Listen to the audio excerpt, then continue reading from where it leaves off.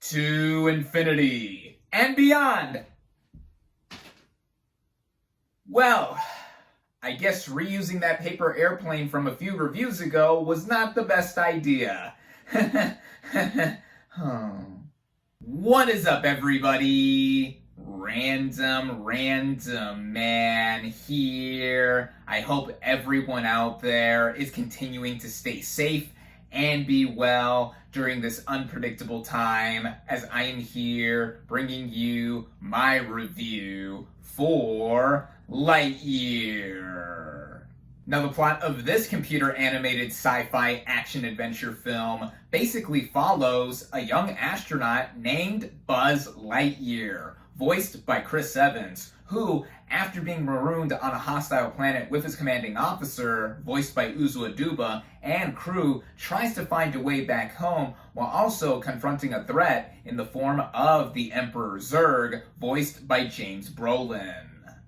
Going into this movie, I was really looking forward to seeing it. Now, this is an origin story / spinoff for one of the main characters of the Toy Story franchise, Buzz Lightyear. And speaking of these movies, what can I say about the Toy Story films that haven't been said already? The initial trilogy right here remains to be some of the best animated movies ever made, some of my favorites of all time. I also really enjoyed the fourth film, which I never thought we would get with how perfectly the third film ended, and I see that as more of an extended epilogue that wrapped up the storyline of the franchise for Woody specifically. And I never thought that we were going to get more from these characters on film, or at least now we have for another one of the main characters, Buzz, in going back again to his origins here. Previously, we have gotten other media involving Buzz Lightyear, such as the direct-to-video film Buzz Lightyear of Star Command, which was the pilot for the short-lived animated series of the same name.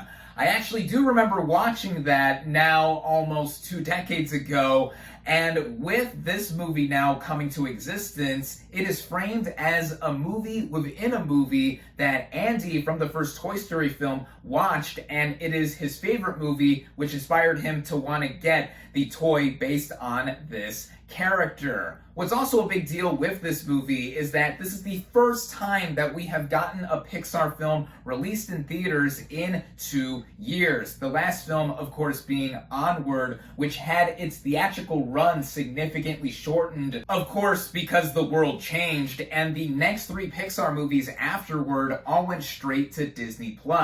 Soul, Luca, and most recently Turning Red have all sat out theaters, and that's a whole other topic for another day as to whether or not they deserved any treatment like that. But with Lightyear now having been unleashed upon us in theaters, I was so happy to see the return of Pixar on the big screen, and I was luckily able to head out and see this thing in theaters where it is only currently available. Starting out with the cast and their vocal performances, we have Chris Evans as our title Space Ranger, Buzz Lightyear. Now, him this time not being voiced by Tim Allen is a whole other debate as well as to whether or not he should have returned to this iconic role. But the way I see it, at least within the context of this movie, is that technically Evans is voicing the movie character in which the toy that Allen is voicing is based off of. And I think in terms of a vocal performance, I think that Evans does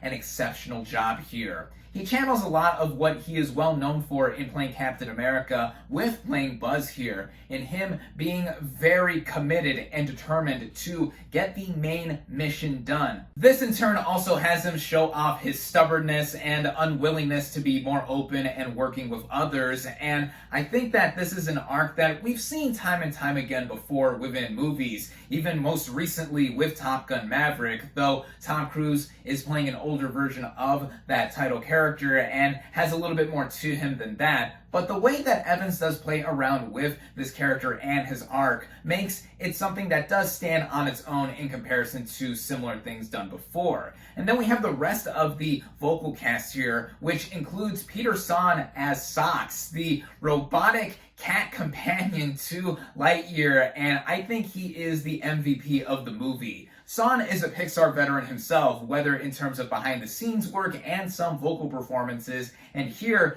his own inflections in being very robotic but also very cute and cuddly, I think gives something that is both heartwarming and humorous across the film. Then there's Uzo Aduba as Alicia Hawthorne, the best friend to Buzz and his commanding officer. And while she does not have much to do in this movie, her presence is established and felt throughout it, to where she is someone who gives a lot of the motivation to Buzz to get this mission done, and has a lot of her characteristics echoed into her granddaughter Izzy, voiced by Keke Palmer, who Buzz eventually encounters. She is somebody who is spunky and very open and willing to want to do a lot of the greatness that her grandma did, though she is inexperienced, just like a couple other members of the main crew that we see, like Mo Morrison, voiced by Taika Waititi, who is a very clumsy and cowardly figure who just wants to give up at any moment's notice. And given Waititi's wild animated personality that he has within himself, I thought that was fitting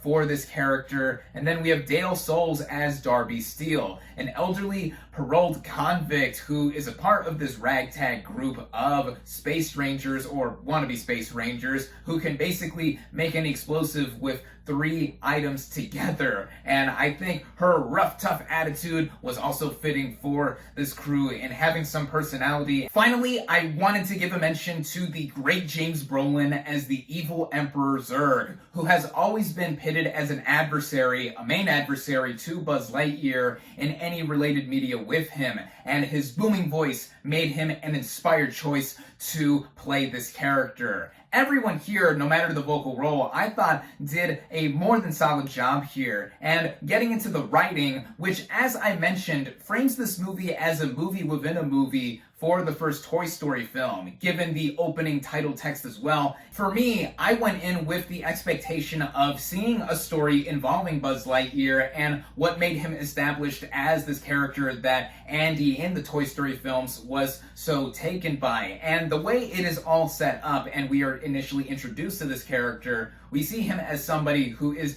very experienced at what he does in going across the galaxy, and with him and his crew being marooned on this planet that they're initially trying to escape, he is someone who wants to get the mission done and getting everyone off of there and back home. In the way this narrative moves, it feels a lot like if Back to the Future was crossed with Interstellar in what both of these movies do separately and in theory with how they are blended. And I think that it does work in describing Lightyear this way for how contained the narrative is in trying to be its own story, and also sprawling in where it goes across various plot beats. And speaking of how sprawling this movie is, this goes right into the visuals themselves, the animation, as with any Pixar movie. It's an understatement to say how astounding it is all put together. With every subsequent release that they do, they bring out more proof as to why they are the best of the best in terms of this medium. This is a gorgeously gazing movie, to say the least. On an artistic front, it goes for a more cinematic look that also calls back to movies from decades ago that take place across space, that go to reaches of the galaxy that are unseen,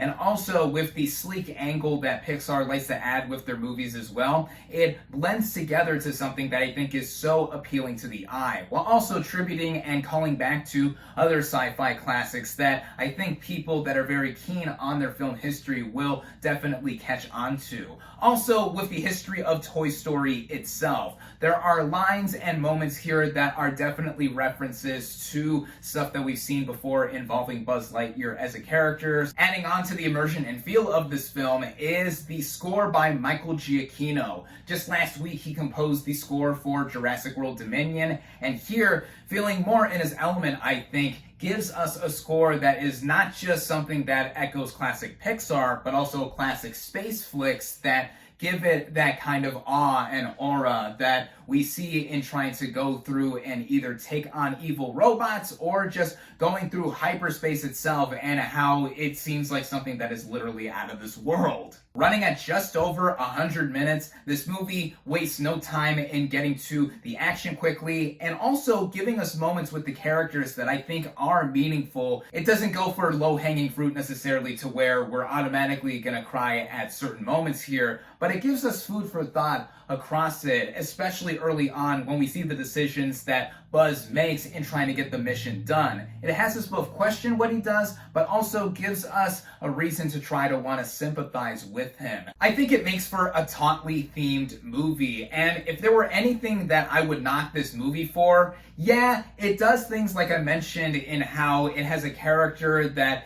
is someone who is not willing to be open at first, and also it has aspects that it borrows here and there that we've seen done better and more memorably. I think that this movie still succeeds in being a thrilling sci-fi adventure that echoes tales from decades before and incorporating them to an extent that I think that anyone of all ages will be able to latch onto. Is this top tier Pixar for me? Well, that's always a question given any new release of theirs, and we hold them on such a high pedestal that even when we see something that is an instantly classic or iconic Pixar, it makes us give off the impression that, oh, this was a letdown, when I don't think that this is the case for Lightyear. Do I think that this will become someone's new favorite Pixar film? Well, if you're into sci-fi and space altogether, that is a likelihood right there. I think that in comparison to Pixar's offering from earlier this year, Turning Red, I do prefer this movie more. I loved how unique it was, and it also did hit me in the feels more than Lightyear did. And I'm not even going to compare Lightyear to the other Toy Story films, because the majority of the time in the way it runs, it's wholly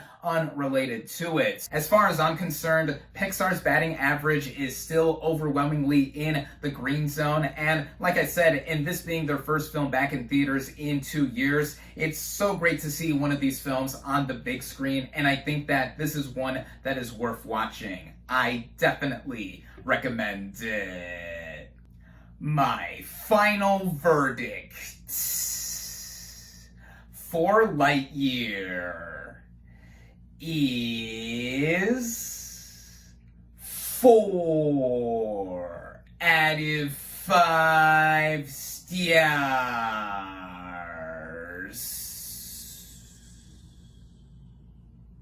Thank you all, as always, for watching. Be sure to like this video, comment on what you thought of Lightyear, social media links in the description, subscribe to my channel for more, and I'll catch you on the next movie review.